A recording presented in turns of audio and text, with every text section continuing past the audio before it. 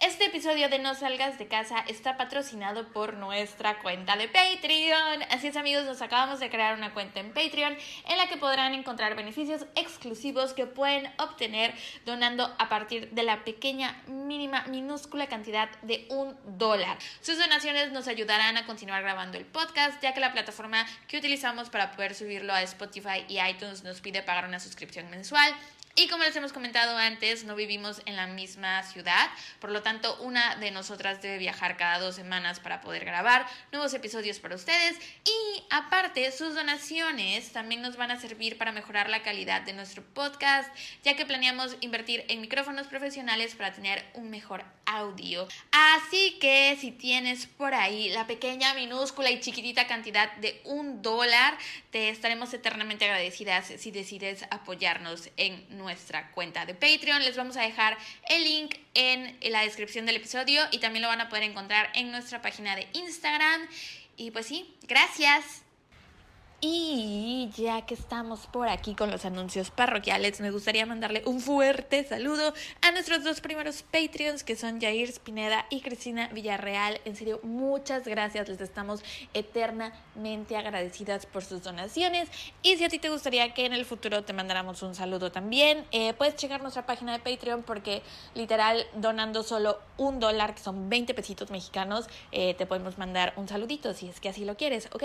Y ahora sí, eso es todo y que comience el episodio. Adiós. Hello. Hola de nuevo. Welcome back. Bienvenidos A el podcast más bonito del mundo, el mejor podcast. No lo digo yo, lo dicen todos. Nadie ha dicho eso. Nadie lo dice. Nadie ha escuchado nuestros podcasts aún. Bueno, pero estoy muy segura que mucha gente... No sé la verdad. No estoy segura de nada. No estoy segura de ni nada. de quién soy. No sé quién soy. Amigos, ¿cómo están? ¿Qué les han parecido nuestros primeros episodios? ¿Les han gustado? ¿Qué opinan? ¿Tienen alguna sugerencia para el siguiente episodio? Déjennos saber todo en nuestras redes sociales, que aún no sabemos cuáles serán. Pero muy probablemente... Bueno, las personales ya tenemos, pero la conjunta, la de este podcast, aún no sabemos. Probablemente, o sea, este ya es el episodio 6, así que debe de estar en la descripción. No lo sabemos, estamos en el pasado. No sabemos. Por cierto, hoy se está hablando de la Tercera Guerra Mundial. Quién sabe si para cuando este podcast se suba las pláticas sean distintas. Pero el meme de hoy son memes de la Tercera Guerra Mundial, sí, para que se den una idea de qué tan en el pasado estamos. En qué momento del mundo. Ayer el meme era el sartén, el zancudo, el sapito. Elsa de Frozen, sí es cierto. Sí. Hoy son los memes de la Segunda Guerra Mundial. Tercera, güey. Eso, de la Tercera Guerra Mundial. ¿Quién sabe qué meme estará cuando ustedes escuchen este podcast? Mándenos los memes del día de hoy. Por favor, díganos, ¿qué está sucediendo en el mundo? ¿Qué ha pasado? ¿Ya es tu cumpleaños para esta fecha del podcast? Tal vez ya tenga 27, tal vez no. ¿Cómo te sientes al respecto?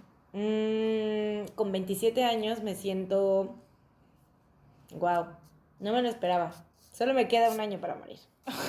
Esta mujer, es la tercera vez que me dices este fin de semana. Pues es que ya me quiero morir. No es cierto, no, la verdad no, es mamada. Es chiste de millennial. Es chiste de millennial depresivo. Don't we all get it? Pero bueno, amigos. Bienvenidos a... No salgas de casa. Yo soy Mariana. Y yo soy Sara. Y esperamos que no les moleste de pronto escucharnos cantar así. ¿Y qué si les molesta? Pues váyanse. No es cierto, no es cierto. No nos dejen, por favor, no se vayan. Quédense a nuestro lado, tómennos de las manos y escuchen nuestra... No sé, lo que vamos a decirles, ¿ok? Recuerden que... No hay nada que les tengan que recordar. Los engañé, solo quería ver si me estaban poniendo atención. Vamos a comenzar, ¿ok? ¿Están de acuerdo? Esta vez voy a comenzar yo. Y les voy a contar un caso que la primera vez que lo escuché fue en mi podcast favorito, que es My Favorite Murder, que les platicamos de ese podcast en el primer episodio.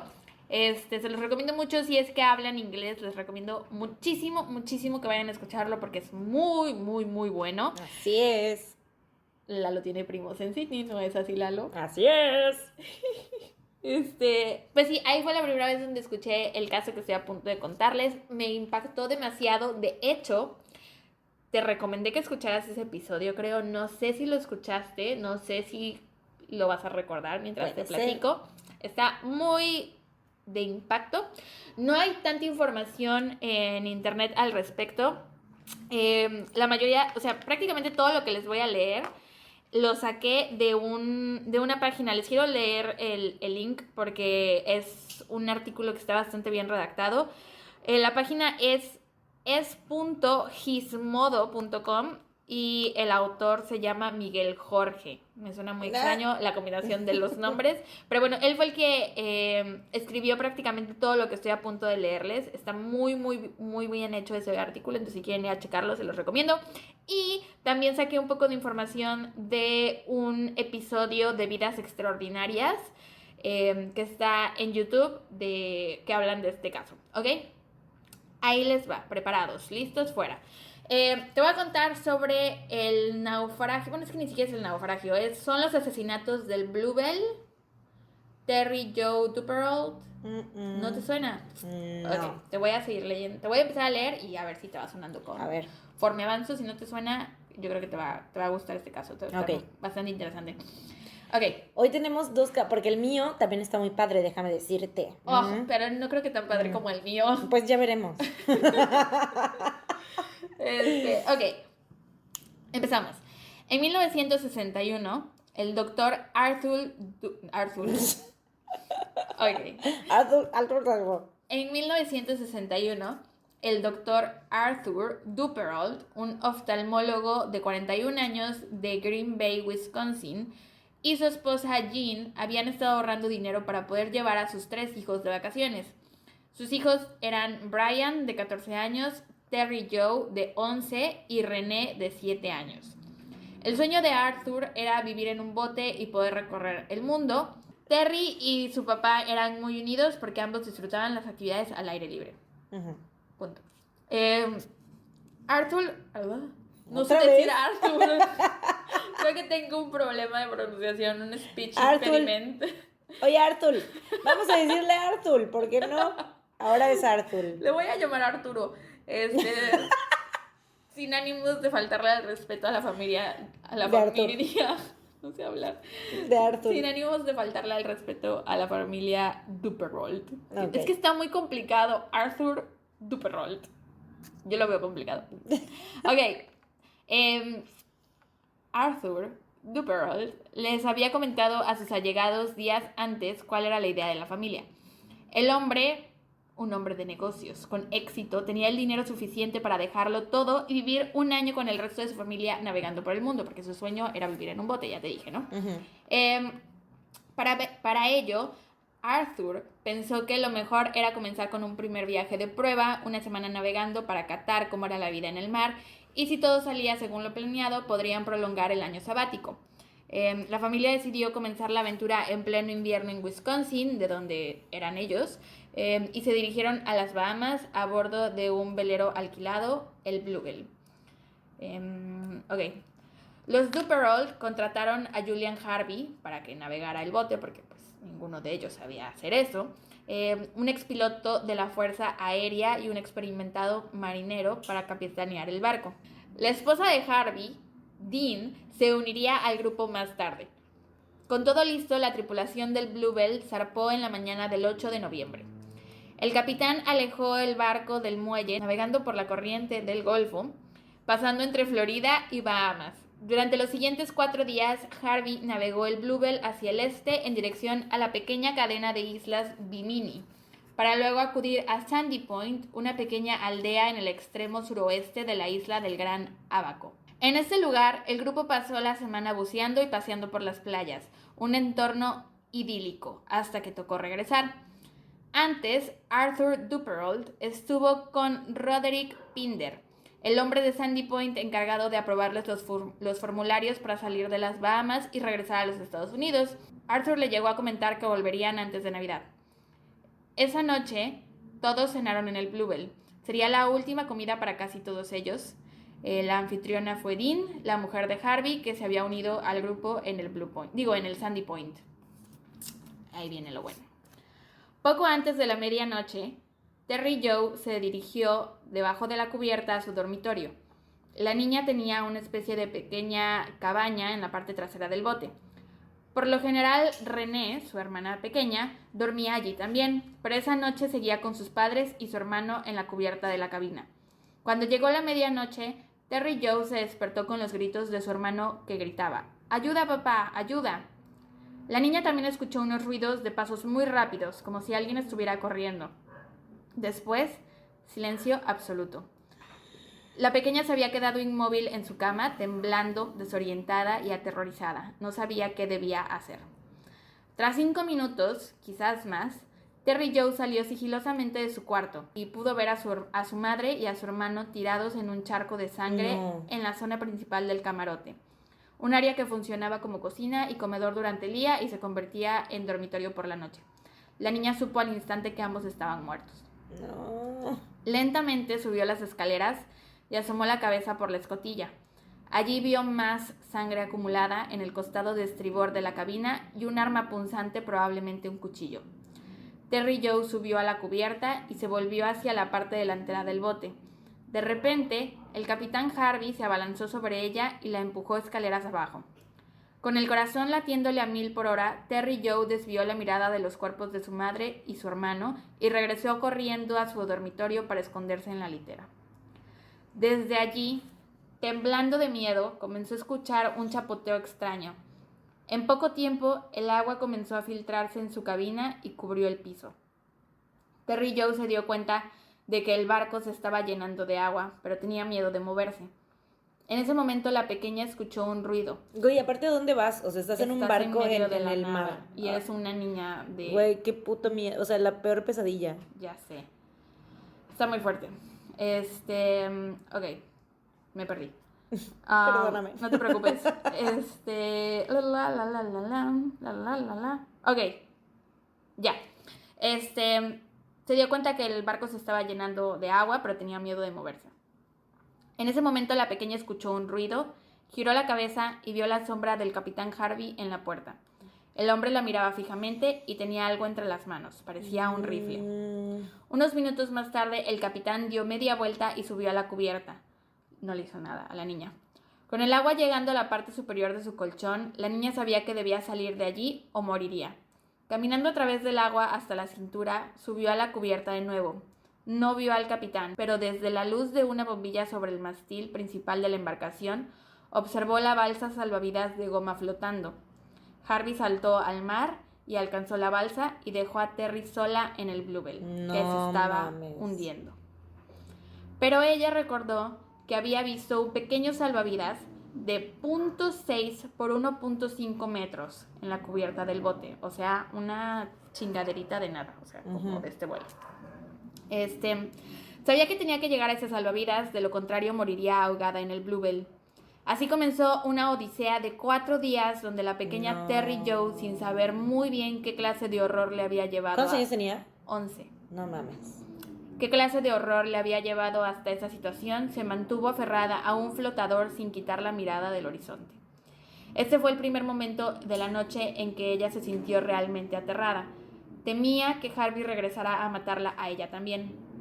Ella al final sobrevive porque ella es la que cuenta todo. No mames. Si no, ¿cómo sabríamos que estaba en el barco? Claro. ¿No? En el flotador. Ella tiene su episodio de Vidas Extraordinarias. En internet lo pueden ver. Y allí ella platica que le daba mucho miedo que Harvey, o sea, porque ¿en dónde se iba a esconder? Estaba en medio del mar, en una balsa, ni siquiera en una balsa, en un salvavidas. Si Harvey regresaba por ella, no tenía ella a dónde correr, a dónde esconderse.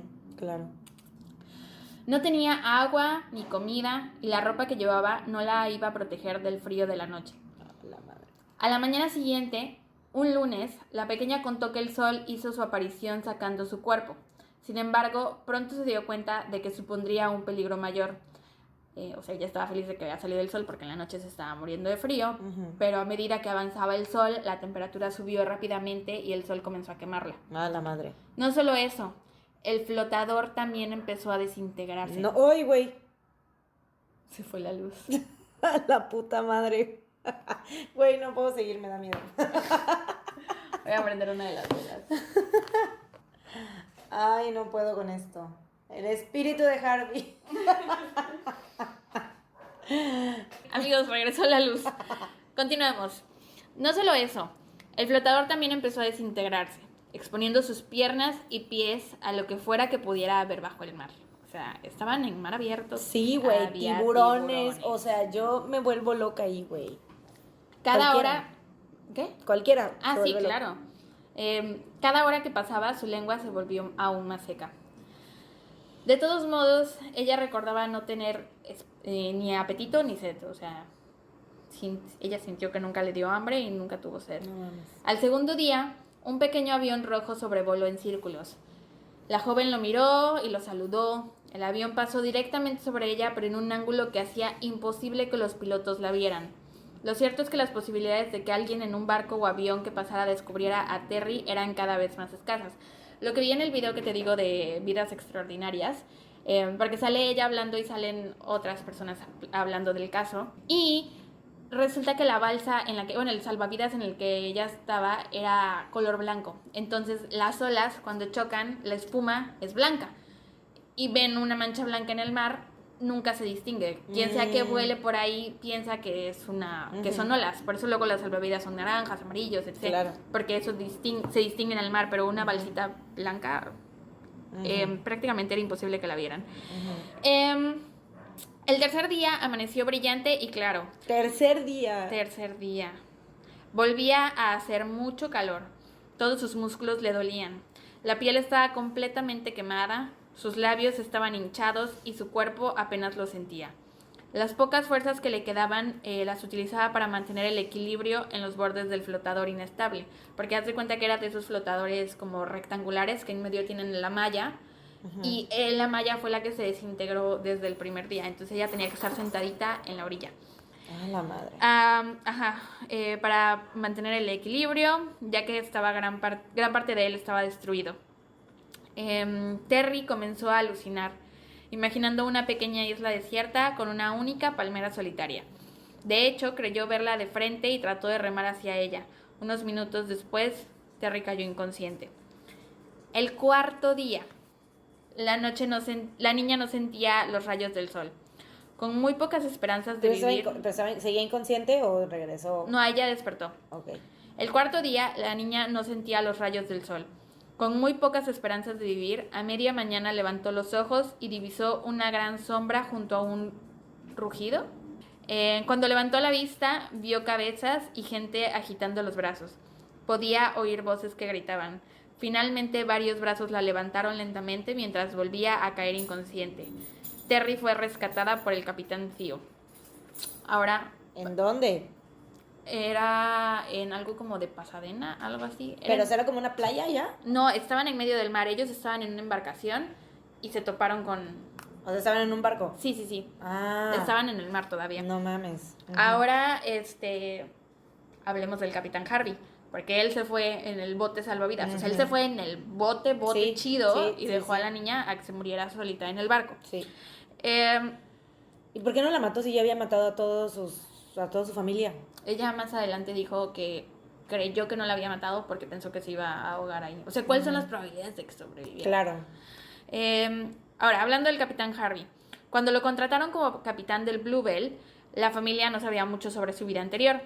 El hombre era teniente coronel retirado de la Fuerza Aérea, casado con Mary Dean Jordan, una aspirante a escritora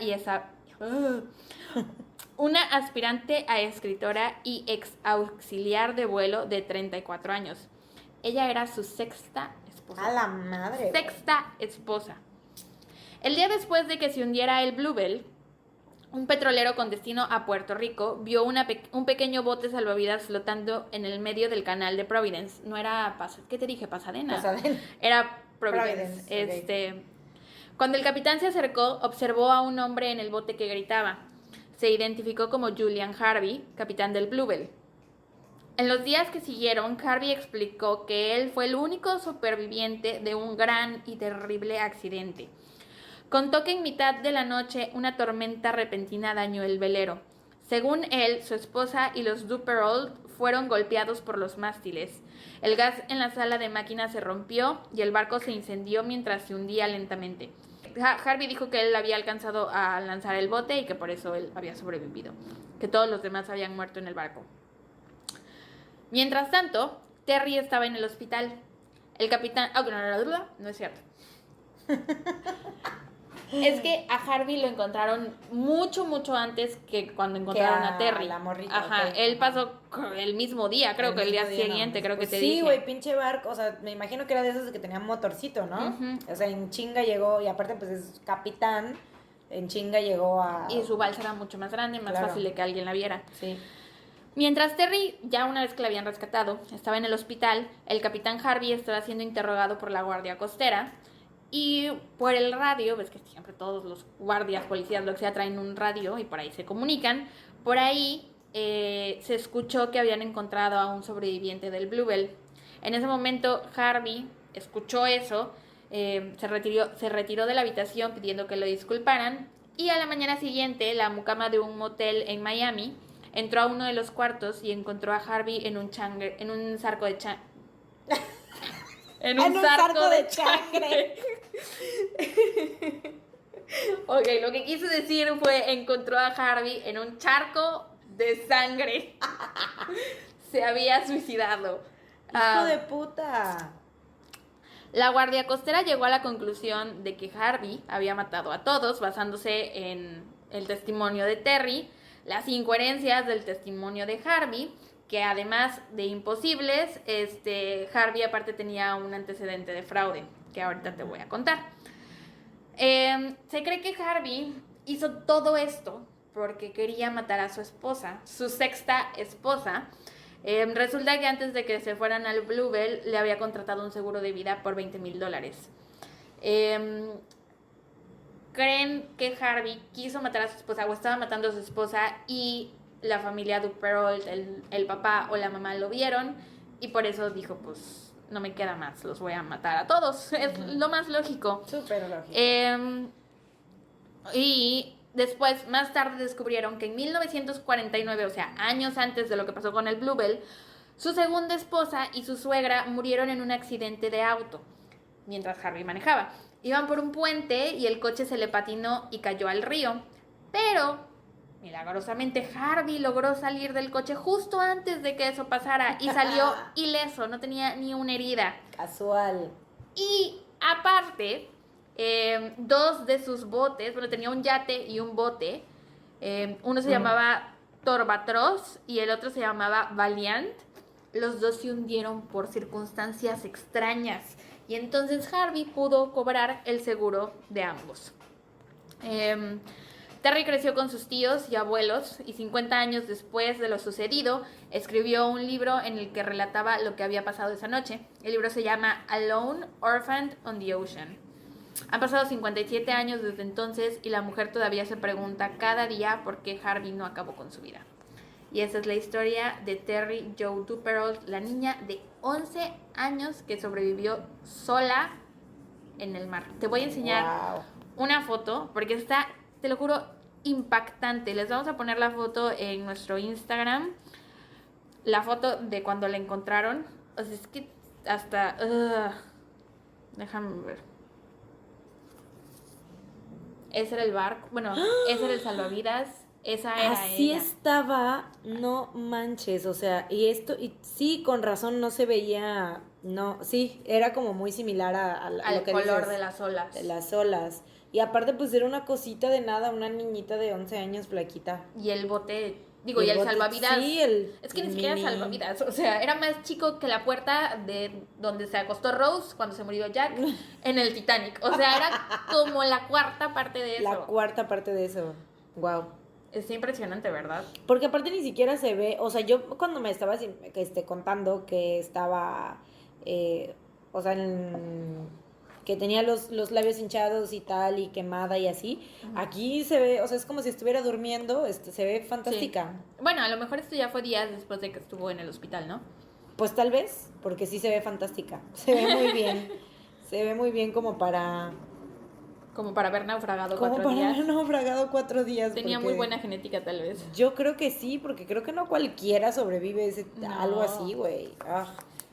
Y leí que supuestamente a ella le habían aconsejado, o sea, ella no hablaba del tema con nadie, nunca, o sea, dio su testimonio, le dijo a la policía lo que había pasado y después por años nunca se tocó el tema. ¿Por qué? Nunca habló de eso hasta que cumplió, creo que 50 años, no sé, que escribió el libro. Pero antes de eso no hablaba del tema. Y está el video en YouTube. Se casó y tiene 6 hijos. No, tiene 6 años de casada y tiene 2 hijos, o tiene 2 años de casada y tiene 6 hijos. Una de dos. Pero el punto es que ahora, pues, o sea, que me imagino que debe tener muchos problemas, porque ¿quién no? Pues por lo menos tiene una familia, ahora sí. Qué gacho. Sí, pero qué increíble que sí haya sobrevivido, pero al mismo tiempo es así como que pues, o sea, lo que vivió, lo que vio. Sí, es horrible. Es algo que, sí. Yo hubiera tal vez preferido morirme en el barco. O sea, que el güey me hubiera matado. Pues sí, claro. Porque dejarme yo hundir, eso hubiera sido más raro. Digo, eso tal vez sí no. Ahí sí yo hubiera dicho, no manches. Sí, o sea, es que es instinto, ¿no? Ajá. No te dejas, o sea, no te vas y te ahogas y luego, o sea, es más feo. Sí.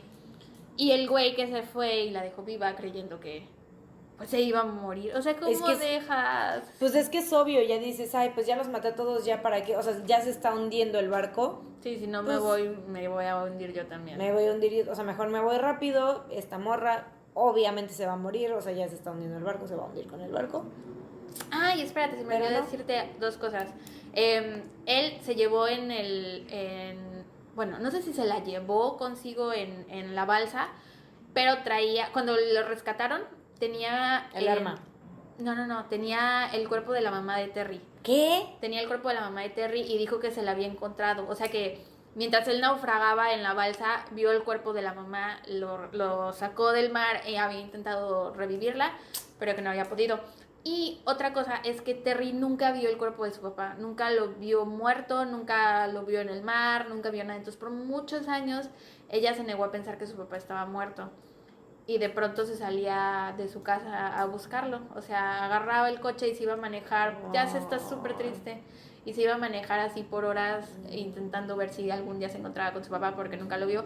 Hasta que con pues trabajo de terapia y eso, claro, le dijeron que tenía que dejarlo ir. Sí, obviamente, porque pues ella sobrevivió y dijo, yo nunca vi, o sea, yo me imagino, ¿no? O sea, nunca vi el cuerpo de mi papá porque vi el de su mamá y de su hermano. Y también el de la hermanita. Y la hermanita. Entonces, o sea, vio esos, pero no vio el de su papá. Entonces dijo, tal vez le pasó como a mí y pudo haber sobrevivido como yo. Entonces, por eso tenía pensado eso a lo mejor. Pero... Sí, bro, qué gacho. Se me hizo muy chiquito el corazón cuando... Y se ve en el video. Eso lo cuenta ella en el video. Y lo que yo te leí es del artículo que escribió este chavo Miguel Jorge, creo. Y él se basó en lo que ella cuenta en el libro. Y ya, ahora sí. Eso es todo. 30 minutos, está bien, ¿no? Va, vamos bien. Sí, vamos bien porque el mío... No, yo vi, son como 5 hojas. Y le corté porque ya se me estaban haciendo chicharrón los ojos, güey. Y las neuronas. Y aparte, sí, las neuronas ya se me estaban quemando más de lo normal, pero... no, pero cubrí la gran mayoría y lo importante. Okay, porque ya como que hay mucho... aftermath, ¿sabes? Sí. Como hay muchas cosas que pasan después que tal vez no son tan que relevantes. No son tan relevantes y que ya es como ya, bueno, ahorita que veas, bueno, que escuches cuál es, pues ya. Yo también justamente lo escuché por primera vez en un episodio de My Favorite Murder. My Favorite Murder. Así es, entonces, y me gustó mucho porque me intrigó y te digo, es como muy novelesco, está muy como para súper... Programa de televisión. Exactamente. Podríamos hacer una serie. Deberían de hacer una serie de esto.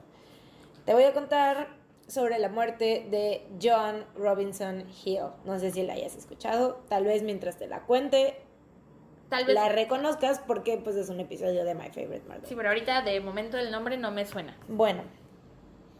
Empezando por los papás de John, Ashton o Ash Robinson Este nombre lo voy a repetir muchas veces durante todo. Shot cada vez que Mariana diga ese nombre. Ash. Cada vez que diga Ash, shot. Él conoció a Rhea Ernestine Gardier en Nueva Orleans y se casaron el 28 de julio de 1919. Después de sentarse en Houston, la pareja descubrió que no podían tener hijos y Ash sugirió que adoptaran. En marzo de 1931, los Robinson adoptaron a la bebé de un mes, John Olive, en el Edna Gladney Home en Fort Worth, esto en La Tonta, Texas. John se interesó mucho en la equitación desde muy pequeña. A los 5 años ganó su primer medallón en el Houston Livestock Show and Rodeo. A los 7 ya competía en nivel amateur, ganando siempre primero o segundo lugar en cada competencia en la que entraba. O sea, era una eminencia de la equitación, la niña. La reina de los caballos. John estudió en el Stevens College en Columbia, Missouri, donde fue un estudiante promedio con una vida social muy activa. O sea, los Robinson eran súper de varo, o sea, tenían un chingo de... O sea, obviamente, vaya... Sí, para competir en caballos tenía que practicar... ¿Competir en caballos? Bueno, en cabalgatas, ¿cómo se dice? O sea, para dedicarte a la equitación, eso, obviamente necesitas tener varo. O sea, ese es el término que buscaba. Está claro que pues no es fútbol. No es cualquier cosa. Exacto. Ella era tan atractiva y carismática que fue contactada por un cazatalentos de Metro-Goldwyn-Mayer para una audición de prueba, pero su padre Ash no le permitió ir ya que creía que Hollywood estaba lleno de predadores que se aprovecharían de ella. Y es real. Y es muy cierto. Era guapísima, guapísima, guapísima. Haz de cuenta ya ves Mad Men, la esposa de Don Draper. January Jones se llama, la actriz. No sé. Sí, no sé, la esposa de Don Draper, así, güera, rubia, gringa, Perfecta. Betty Draper. Equitación, sí. Ah, sí, es cierto, también hacía equitación. Pues sí, me recuerda mucho a ella por eso mismo, por la de la equitación, porque pues es como que, aparte, o sea, cuerpo así precioso, acuerpada, pelazo, cuerpazo, actitud. Mientras estaba en la universidad se casó 2 veces. Cucu. Ambas antes de cumplir 20. Cucu. Sí, o sea, yo siento que era más como de, güey, eres el amor de mi vida, voy a casar contigo. Siempre también en la época, ¿qué año era? 1960 y algo. Antes. ¿Como los 40? No. Sí, en 1931 la adoptaron, así que era como los 50. No, sí, también 50. Muchas personas en aquel entonces querían llegar vírgenes al matrimonio, entonces a lo mejor para poder... Te casas a los 15. Y así puedes coger. Así es. Bueno, aparte de que todos vivían como 50 años, entonces ya llevaba la mitad de su vida. De una vez. La primera vez que se casó fue con Spike Benton, que estudiaba para piloto de la Marina, y la segunda con el abogado de Nueva Orleans, Cecil Burglass. Su papá, Ash, nunca aprobó estas decisiones, ya que cada matrimonio duró solo un poco más de 6 meses.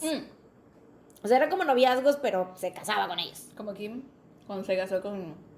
¿Con quién se casó que duró un día su matrimonio? Britney con el güey de cuando se casó en Las Vegas, no. Pero también Kim Kardashian. Kim Kardashian. Se casó también con un güey. Ah, pues así. Que duró nada. Así. John siguió con su pasión por la equitación, convirtiéndose en una competidora profesional durante los años 50 y 60, ganando más de 500 trofeos. ¡Órale! O sea, la reina de los caballos. Exactamente. El 28 de septiembre de 1957, John se casó con el doctor John Hill. Aquí, bueno, voy a decirle John. Voy a decirle John porque está como complicado decir John y John. Entonces, Joan es el esposo. No. Es ella. Es ella. Joan Robinson Hill es ella. John Hill es el tipo. Ay, qué hasta ese entonces ella solo era Joan Robinson. Sí.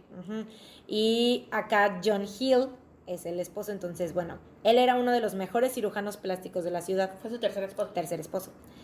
Los Hill se convirtieron en protagonistas de la escena social de Houston, pero llevaban vidas separadas.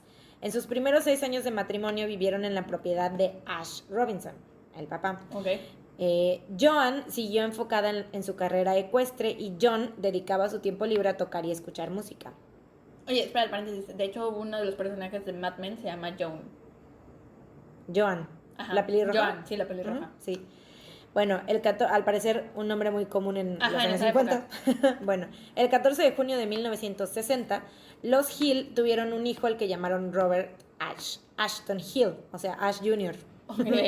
Y el papá de Joan le compró una granja a ella después de que le comentara que quería, o sea, que se quería, ya, pues ya había ganado un chingo de trofeos, ya, pero pues seguía amando los caballos. Y le dijo que quería, pues, dedicarse a criarlos y a tener una escuela de equitación. De equitación. Y en 1965 los Hill también compraron una casa en los suburbios de River Oaks. Okay. O sea, área de ricos, todo de ricos, muy de ricos. Okay. Propiedades, vida de ricos. John Hill tenía talento en el piano, te digo que le gustaba la música y así. En el piano, el trombón, la tuba y la flauta. Wow. De joven, él quería ser pianista profesional. Él dedicaba al menos 20 horas a la semana en sus lecciones de música, prácticas y conciertos. ¿Ya que no le daba tiempo? ¿No era cirujano? Sí, pero pues... ¡Wow! Sí. No sé cómo lo hacía, sí. pero 20, lo lograba. 20 horas a la semana, así es. Cuando eres rico siempre tienes tiempo. Un día le avisó a Joan que quería convertir uno de sus cuartos de servicio en un cuarto de música. Este cuarto de música es muy importante en toda la historia. Hill le pidió a Ash Robinson, o sea, su suegro, un préstamo de $10,000 para construir el cuartito, pero Robinson se negó ya que todavía le debía lo que le había prestado, o sea, para construir la casa. O sea, esa casa que ellos tenían, le había pedido dinero al suegro para construir. O sea, sí ganaba bien, pero pues no tanto como para la pinche seguro mansión que tenían. Hill entonces arregló un préstamo bancario, lo que le permitió pagarle una parte de su dinero a su suegro, y entonces se dedicó a construir su dichoso cuartito de música. Para octubre que no va a ser un cuartito de música como... No, sí es un cuartito de música, pero cosas malas. Ahorita vas a ver. Para octubre de 1968 habría gastado $75,000 en su puto cuarto de música. ¿Y de esa época? $70,000. $75,000. Eran como 800 millones de pesos. Y en marzo de 1969 lo terminó con un presupuesto total de $100,000. ¡Wow! Eso es demasiado dinero. O sea, hoy es demasiado dinero. Millones, güey. No me imagino en aquella época. Millones. ¿Cuánto? Oh, wow. Millones. El cuartito se convirtió en un salón con techo de doble altura lleno de pinturas renacentistas con candelabros de cristal, pisos de madera, paredes con paneles de seda, 108 bocinas y una pantalla para proyectar su colección de películas de comedia. ¡Wow! Bueno, apoyo eso. Me gustaría. O sea, ha de estar chido, pero, o sea, por otra parte, ponte en el lugar de Joan un poquito. Porque, vas a ver. Okay. Mientras tanto, la granja de Joan no estaba teniendo el éxito que ella creía y empezaba a considerar venderlo. Vender la granja. También estaba muy molesta por la cantidad de dinero que John le había invertido a su cuarto musical, lo que los llevó a separarse en 1968. Joan le confesó a una amiga que este cuarto había sido el centro de sus problemas, ya que John no se preocupaba por su hijo ni por ella, solo por él. Con sus propias palabras, solo por el maldito cuarto. En este mismo año, Hill empezó a ponerle el cuerno a Joan con Ann Kurt, a quien conoció en el campamento de verano de su hijo. O sea, iban a recoger a los morros y ahí la conoció y pues le empezó a poner el cuerno con esa vieja. Cuando Joan regresó a su casa después de un espectáculo de caballos, encontró una nota de su esposo que decía que la dejaba porque las cosas ya no estaban bien entre ellos. Ya me hizo clic. ¿Ya? Ya. Ella le habló por teléfono varias veces para pedirle una explicación, pero él no contestaba. Eventualmente, John le confesó que le estaba poniendo el cuerno y le envió los papeles de divorcio a Joan. Joan le dijo a su papá que ella aún quería salvar su matrimonio a pesar de la infidelidad e impugnó el divorcio. O sea, dijo, no me quiero divorciar. Ash, el suegro, el papá de Joan, escribió una carta de disculpa y una oferta de reconciliación para su hija, la cual quería que John firmara. Hill, o sea, obviamente ella era pues hija de papi, ¿no? Entonces Ash no soportaba verla así como mal ni nada y pues estaba como queriendo obligar a John a que no se divorciara de su hija porque vio que... Y lo iba a sobornar, por lo que entiendo, ¿no? Ajá. Porque Hill todavía le debía dinero a Robinson, o sea, a Ash. ¡Qué atrevido! Ajá. Y por lo que le dijo, o sea, el Ash le dijo que si no firmaba, lo iba a obligar a pagarle y a caerle con todo el peso de la ley, así de, no me firmas, pues... me vas a tener que pagar y te va a cargar la verga. Pues a John no le quedó de otra y firmó. La pareja se reconcilió poco antes de Navidad de ese mismo año, pero John seguía viendo a Ann. O sea, la seguía engañando, le seguía poniendo el cuerno, le valió.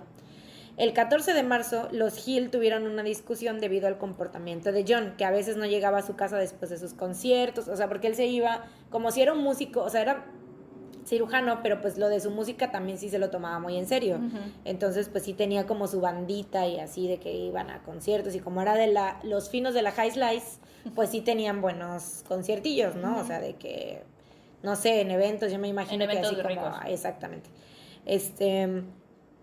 Pero pues luego no llegaba a su casa porque obviamente también le estaba poniendo el cuerno. O sea, él había como aceptado esto de que... No divorciarse, pero no dejar de engañarla, ¿no? Ajá, exactamente. Pero pues Joan se enojó tanto que quería terminar el matrimonio esa vez, sí, definitivamente, y le dijo, me vas a perder a mí, a tu hijo y a tu puto cuarto musical. O sea, bueno, no dijo puto, ¿no? Pero pues así me imagino yo. Tu fucking cuarto musical. Exacto. El día después de la discusión, John había ido con su hijo a recoger unas cosas a su otro departamento, que era donde estaba con la pinche amante, ¿no? Y más tarde recibieron a unos invitados en el cuarto de música de John. Diane y Eunice, amigas de John. Ellas contaron que John había llevado a la reunión unos pastelitos, los cuales él insistió en escoger quién se comería qué pastelito. Oh, pero eso es algo que yo haría, la verdad, sin intención de nada malo. O sea, pero yo creo que ya todos sabemos por qué hizo eso.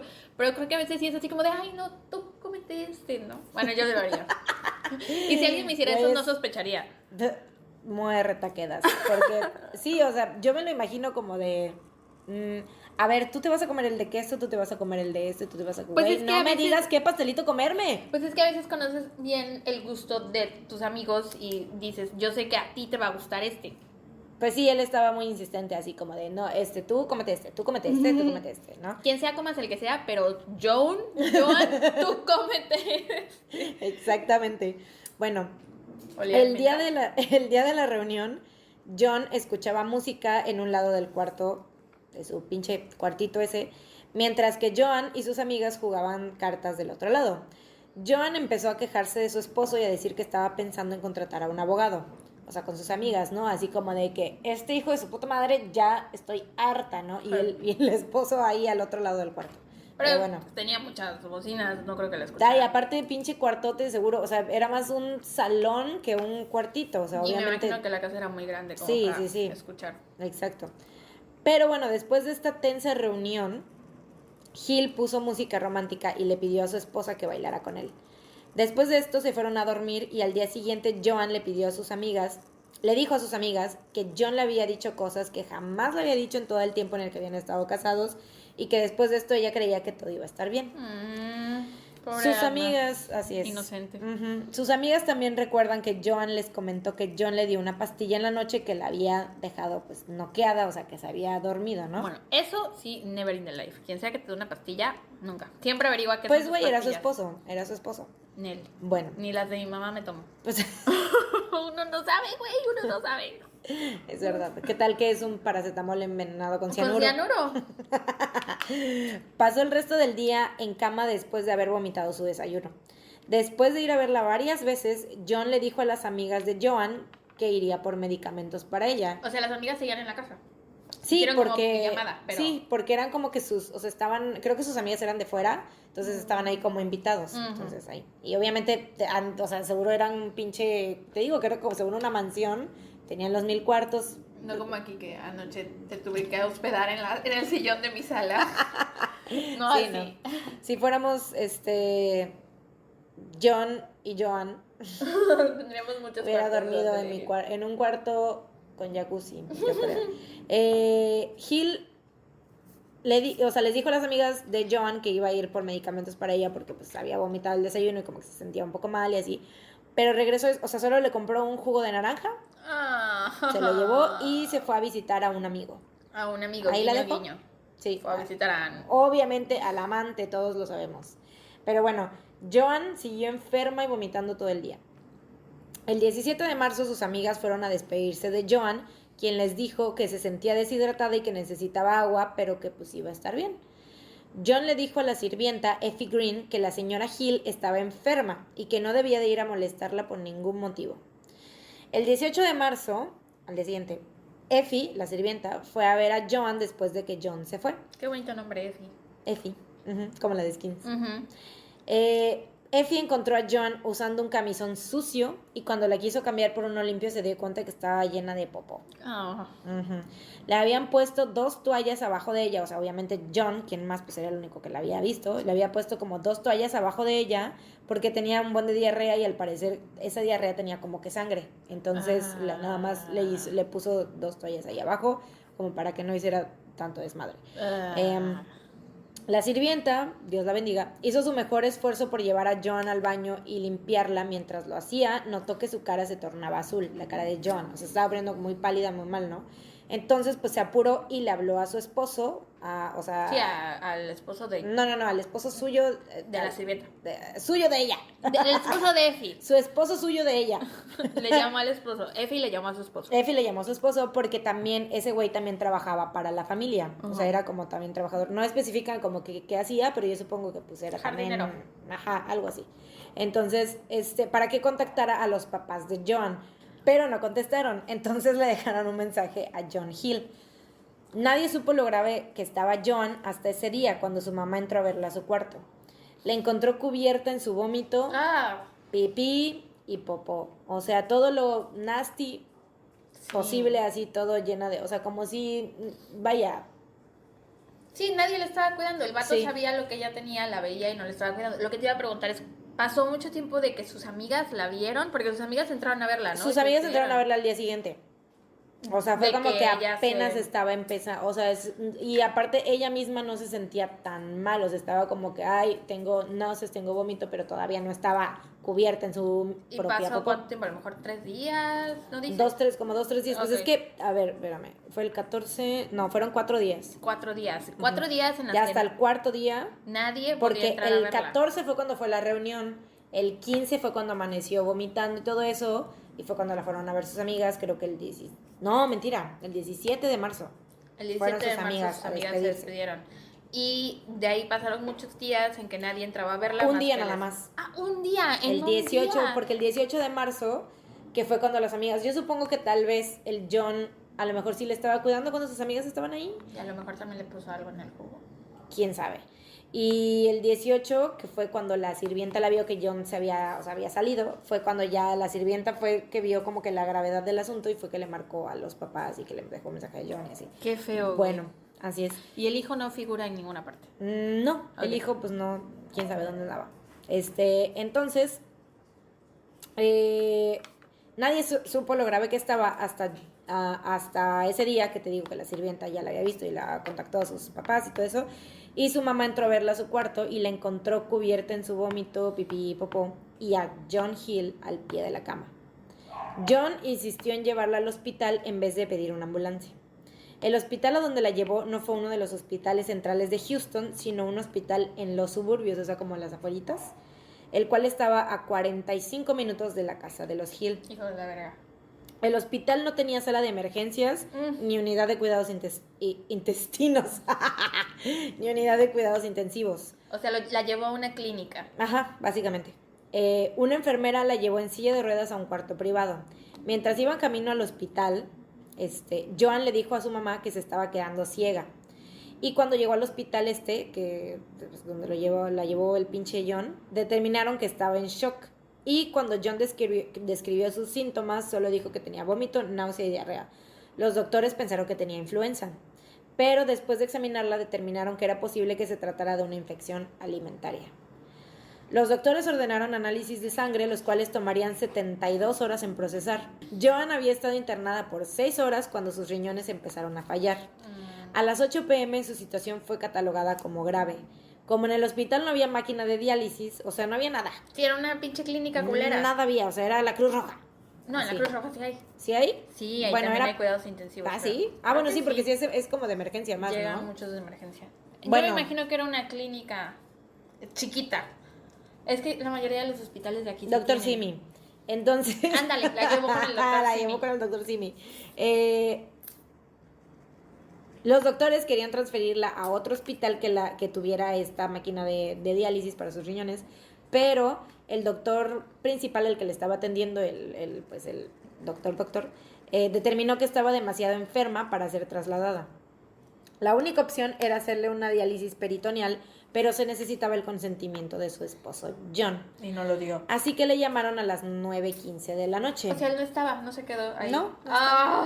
O sea, seguro se él fue siguió con su vida, con su amante, no sé. Pero bueno, le llamaron a las 9:15 de la noche y John llegó hasta las 11 de la noche al hospital. Verga. John aún estaba consciente y le rogaba a su esposo que se quedara con ella. Pobrecita, güey. Uh-huh. El doctor Bertinot revisó a Joan a las 12:30 de la mañana del 19 de marzo. No había mejorado, o sea, al día siguiente. Ella estuvo un día en el hospital. Ok. Porque cuando la llevaron fue el 18, cuando la encontraron, su mamá la encontró el 18 y pues la llevaron al hospital y eso, y un día. La revisaron a las 12:30 de la mañana, el 19 de marzo. No había mejorado, pero parecía que se había estabilizado. Su presión arterial había subido un poco y estaba respondiendo bien a la diálisis peritoneal. Pero Joan murió pocas horas después. La ley de la tonta Texas en aquel entonces requería una autopsia para cualquiera que muriera en un hospital a menos de 24 horas de haber sido admitido. Pues qué bueno, ¿no? Sí, pero me gusta decir la tonta Texas. No es que sea algo malo, sino que la tonta Texas. La ley decía que se necesitaba determinar una causa de muerte antes de cualquier entierro o embalsamado del cadáver. John Hill fue informado al respecto, pero llamó a una funeraria para que se llevaran el cuerpo de Joan. Menos de 4 horas después de su muerte, el cuerpo de Joan fue retirado del hospital por la funeraria. A las 10 de la mañana llegó el doctor encargado de la autopsia solo para encontrar que el cuerpo de Joan ya había sido embalsamado, así que ya no pudieron tomarse muestras de sangre. La autopsia concluyó a las 11:30 de la mañana determinando la causa de muerte como una posible pancreatitis. El 20 de marzo de 1969, Diane, amiga de Joan, que es una de las que había estado en la fiesta el día que comió los pastelitos y todo eso, regresó a Houston para el funeral y cuando llegó a casa de los Hill encontró a John con su hijo y algunos amigos viendo una película atacado de la risa, normal. Casual. Ella obviamente se súper enojó y se fue, o sea, está súper emputada así de que, güey, ¿cómo te atreves? O sea, es mi amiga y estás aquí echándole relajo, no sé qué. Su memoria. Y exacto, y le dijo, tú no pudiste ayudar a tu esposa, ¿no? O sea, porque ella estuvo ahí los primeros días y pues sabían que estaba enferma, pero no sabían cómo la gravedad del asunto pero sí, obviamente, o sea, como él era el que había estado los primeros días con ella, sabían que él sí sabía más la gravedad, porque aparte, pues es gente rica, obviamente yo siento que igual y a las amigas era como que, ay, se arregló y todo para que no la vieran como mal, ¿sabes? A lo mejor, sí, como que, ay, que no me vean mal y así, no, yo estoy bien, claro. Sí, no sé qué. Pero John era el que realmente sí sabía como la gravedad del asunto, ¿no?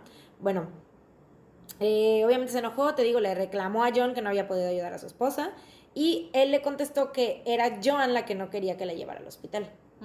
Mentira. Esta amiga, Diane, le contó a Ash, al papá de Joan. Ash siguió consultando más doctores porque había algo que no le cuadraba con la autopsia y acusó a John de asesinato con el fiscal de distrito que se llamaba, se apellidaba McMaster. Después de escuchar la historia del señor Ash, McMaster pidió a otro doctor que examinaran el cuerpo antes del funeral. Todavía no habían, o sea, ya habían embalsamado el cuerpo y todo, pero todavía no había sido el funeral. Ash continuó recolectando evidencia en contra de John, entrevistando amigos, cualquier persona que hubiera sabido lo que había pasado de esos días, ¿no? La segunda autopsia determinó que la causa de muerte había sido hepatitis viral, descartando la posibilidad de un envenenamiento.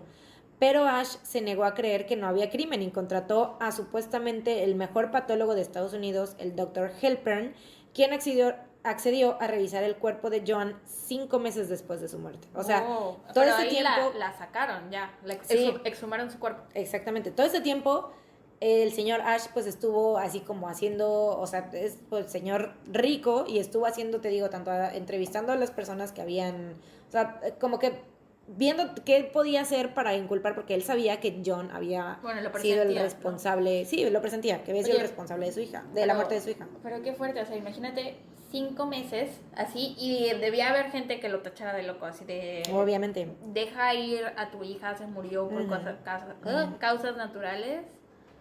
Y mientras tanto el John viviendo su vida. Viviendo su vida, Ahorita te voy a decir lo que John estaba... Más adelante te digo qué estaba haciendo John en esos días, en esos meses. Bueno, te digo, accedieron a revisar el cuerpo de Joan 5 meses después y en cuanto abrieron el féretro encontraron restos de lodo, lo que significa que había sido abierto después del entierro de Joan. O sea, alguien más había abierto el féretro. Cuando les preguntaron sobre esto a la funeraria, ellos declararon, o sea, los de ahí, los que se habían encargado así como de ese pedo, declararon que John Hill había conseguido una orden para recuperar una joya que llevaba su esposa al momento de ser enterrada. Halpern, el doctor que se estaba encargando de la autopsia, de la tercera autopsia, no encontró nada relacionado con esto, pero sí notó que el estómago de Joan nunca fue examinado en la autopsia original y que su cerebro y corazón no estaban. Pero espera, ¿eso no pasa cuando embalsamas a...? Bueno, no, quién sabe, no sabemos de eso. Sí. Te quitan los órganos, ¿no? Sí, pero pues no estaban. O sea, te los tienen que regresar. Ah, ok. Uh-huh. El doctor que hizo la primera autopsia confesó que no había regresado los órganos de Joan y que los había dejado en la cajuela de su coche. Ay, hijo de la chingada. Pues ahí están muy bien, de seguro huele bien chido su cajuela. No sé, quién sabe, a lo mejor los tenía así como en una hielerita o qué sé yo. La serie de autopsias determinaron finalmente que Joan había sufrido una infección masiva de fuente indeterminada y que no podía haber sido hepatitis, como dijeron en la primera autopsia, porque no habían rastros de la enfermedad. Y dijeron varias cosas, ¿no? Pancreatitis, hepatitis, influenza. La cosa es que no había podido ser hepatitis porque no habían rastros de la enfermedad y la causa de muerte que dictaminaron finalmente fue meningitis y sepsis. El doctor, o sea, causas de una infección masiva. El doctor Halpern reportó que la manera en que John Hill trató la enfermedad de su esposa en su casa y la tardanza en buscar ayuda médica habían sido factores determinantes de la muerte de Joan. ¿Se puede encarcelar por negligencia o el último doctor. Ahí voy, espérate. John, lo que me preguntaste que qué había estado haciendo en este tiempo, se casó con la amante Ann Kurth en junio de 1969, pero se divorciaron menos de un año después. ¿Cuánto tiempo fue eso después de que se murió? Como unos meses después de que se murió. Hijo de puta. En marzo de 1970, el caso fue escuchado por un gran jurado y recibieron el testimonio de Ann Kurth un día después de su divorcio con John. Porque ella estaba afirmando que John le había confesado haber asesinado a John y la amenazó con matarla a ella también. O sea, yo creí que todo este tiempo lo habían hecho entre los dos. Ella declaró que John le dijo que los pastelitos que había llevado a la reunión los había inyectado con desechos humanos. Oh, por Dios. Pero pues esto es testigo de ella, nada más. O sea, no hay pruebas, no hay nada. A pesar de esto, el fiscal de distrito Ernie Ernst determinó que no había suficiente evidencia para culpar a John. ¿Sabes a qué se refiere con inyectarlos con restos humanos, desechos humanos? O sea, con orina. Pues como algo, pues para crearle como esa infección. Okay, y aparte este güey era doctor, o sea, era cirujano, pero también tenía estudios. Tenía estudios, porque de hecho primero, esto ya no lo puse acá tampoco porque era como parte de la biografía de él, me quise como enfocar más en la de ella. Pero sus estudios fueron, o sea, tenía como carrera de médico y se especializó en ser cirujano plástico. Okay. Entonces, era doctor. Sí. Y también ella había declarado, esto tampoco lo noté, pero sí me acuerdo, que ella había declarado, Ann, la amante, que cuando ella estaba en el departamento con él, que él estaba haciendo como experimentos con comida y cosas así. O sea, que tenía como varias así como sustancias raras y que estaba haciendo experimentos y que no sé qué. Chale. Y te digo, declaró esto, que según él le confesó a ella haberla matado y que la amenazó con matarla a ella también. A pesar de esta declaración, el fiscal de distrito Ernie Ernst determinó que no había suficiente evidencia para culpar a John. Sin embargo, dijo que sí podían procesarlo, o sea, sí podían intentar procesarlo por fallar en darle cuidados a su esposa, lo cual había resultado en su muerte. El jurado votó por culpar a John de asesinato por omisión, decidiendo que él había intencionalmente contribuido a la muerte de su esposa por no brindar la suficiente ayuda médica, siendo esta la primera vez que la Tonta Texas procesaba a alguien por este crimen de asesinato por omisión. El 24 de septiembre de 1972, unas semanas antes de que se llevara a cabo un segundo juicio, porque, pues, o sea, esto duró mucho tiempo todo el proceso, porque era algo muy controversial el hecho de que se le estuviera cargando como asesinato por omisión.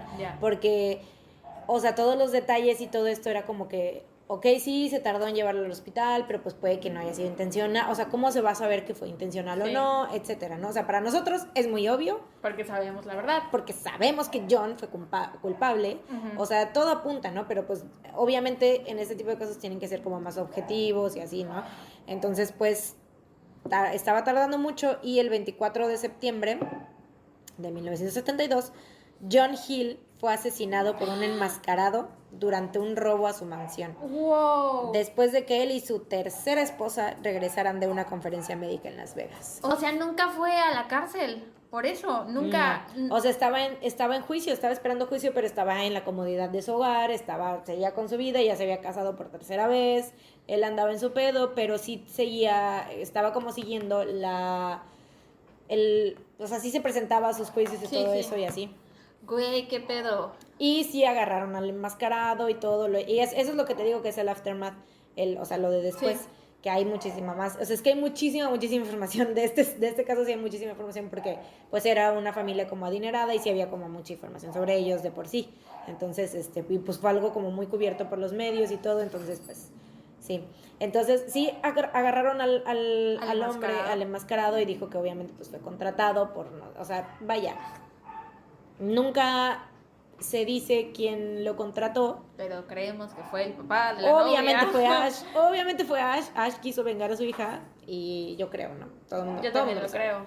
Sí. A eso suena. Yo pensé que sí había... Bueno, es que no había terminado el proceso del juicio, pero yo pensé que estaba en la cárcel o que ahí se había muerto o lo que fuera. Nunca pensé que lo hubieran matado en su casa. Estaba en proceso de juicio, así es. Y era... Supuestamente fue un robo, te digo, fue un robo por un güey enmascarado, pero al final, o sea, ya después procesaron al tipo y obviamente fue como de que, porque sí lo encontraron rápido y todo, y pues fue de que lo habían contratado para matar a John Hill. Y era la misma casa en donde vivía con John, ¿sabes? No sé, no creo, porque supongo que porque también hubo pedos con el testamento. Pero creo que el papá fue el que como que ganó todo ese pedo. No me hagas mucho caso porque ya puede que lo estoy inventando. Puede que lo esté inventando. Pero, o sea, hubo pedos con el testamento, seguían, o sea, estaba como que todo ese pinche... Desmadre. Seguían con el juicio y de que a ver si sí lo iban a condenar o no. Y quién sabe, o sea, si hubiese seguido vivo, igual y no lo hubieran condenado. Yo creo que tal vez no, porque... O sea, sí estaba como que el jurado sí había votado porque lo procesaran por eso, pero, pues, o sea, la tonta Texas nunca había... Sí, procesado a alguien por eso, por asesinato por omisión. Oye, pero es que sí hay... O sea, a lo mejor la evidencia no era lo suficientemente fuerte, pero... Pidió que embalsamaran el cuerpo de su esposa. Y le dijeron, o sea, eso que no debía de hacerlo. Exacto, eso sí fue en contra de la ley, porque como fue menos de 24 horas en las que ella llegó al hospital y en menos de 24 horas murió, eso por ley tenían que haberle hecho la autopsia antes, ¿no? En ese momento, sí. Y el Estado, no alguien así como, no un doctor particular ni nada, sino el Estado. Y entonces, pues, y él, pues, pidió que, o sea, a las menos de 4 horas la funeraria ya se había llevado el cuerpo y luego ya lo habían embalsamado. Cuando llegó el doctor que iba a hacer la autopsia, ya lo habían embalsamado, o sea, no le revisaron el estómago, o sea, vaya, porque aparte también si se supone que estaban diciendo que se había muerto por pancreatitis, hepatitis, etcétera, pues pancreatitis es pues del páncreas, ¿no? Pero pues tiene que ver con el estómago, ¿no? La verdad no sé. No quiero dar. Bueno, la cosa es que si se supone que estaban pensando en como algo que había comido, pues es lógico que le tienen que revisar el estómago y realizarle estudios de sangre. Pero pues, güey, qué pedo, qué hijo de puta. Así es. Y este es más como de intriga. Sí, porque en realidad el caso nunca se resolvió, en realidad no estamos 100% seguras de que fue él. O sea, así como lo pintaste, como lo cuentas, sí parece que fue él. Quiero creer que fue él. Pero pues podría... Pero quién sabe, podría ser que no. Me encantan los casos sin resolver. Son mis favoritos. Güey, qué loco, qué feo. ¿Ya ven? No tengan novios. ¿Ya ven? No se casen, no tengan novios, no salgan de casa tampoco. Así es. Güey, qué fuerte. Pero bueno, pues eso fue todo por el episodio de hoy. Eso es todo, amigos. Y para nosotras, eso es todo. de aquí a... ¿Quién sabe cuándo? ¿Quién sabe cuándo? Esperamos que después de este episodio tengan uno nuevo la próxima semana. Uh-huh. Esperemos que así sea. Uh-huh. Porque este es el último que vamos a grabar hoy. Uh-huh. Y ya no sabemos cuándo nos vamos a volver a ver. Uh-huh. Pero bueno, ánimo. ¡Ánimo! Sí. Esperamos que hayan disfrutado este episodio. Gracias por escucharlo. Ya llevamos 6. Ya nos faltan 4 para los primeros 10. Sí. Qué padre. Vamos a hacer... Algo haremos. Algo haremos. ¿A los primeros 10? A los primeros 10. Va. Sí. Vamos a hacer un recuento de algo. ¿Quién sabe? De los daños. En el recuento de los daños. Güey, han de estar hartos de cómo... El de lo feo que cantamos. Probablemente lo quito cuando edite los podcasts. Sí. Pero bueno, gracias por escuchar, amigos. Gracias. Eso es todo por hoy. Nos vemos. Hasta la próxima. Y recuerden, no salgan de casa. Se lo lavan, adiós. Adiós. Se lo lavan.